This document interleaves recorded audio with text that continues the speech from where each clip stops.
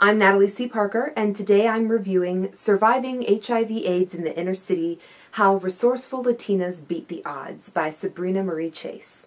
I know what you're thinking. You're thinking, that sounds like nonfiction.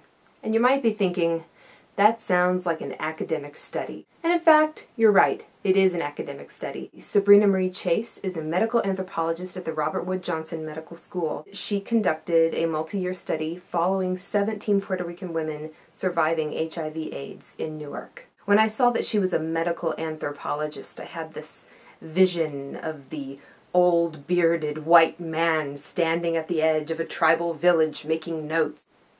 Or is that Santa?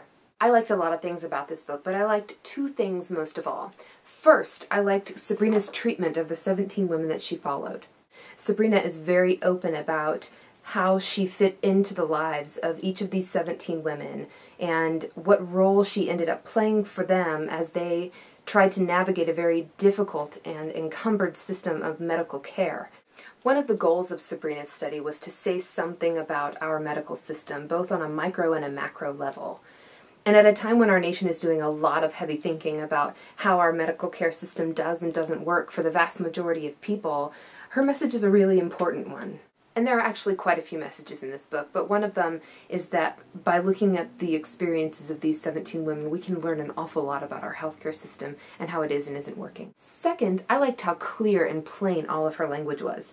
She wasn't trying to obfuscate any of her points in dense theoretical terms, which is so common in academic literature. Let's just take a quick example.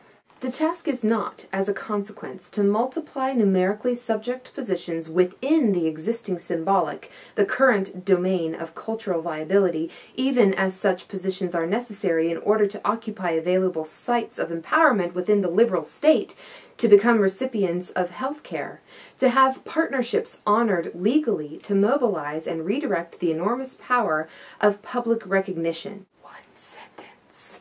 Sabrina did not write this.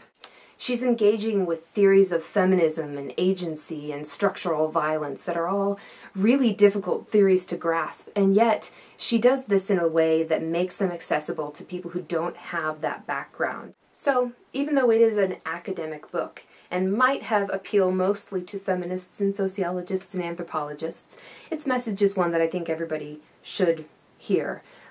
So, I highly recommend it. Once again, this is Surviving HIV/AIDS in the Inner City, How Resourceful Latinas Beat the Odds by Sabrina Marie Chase.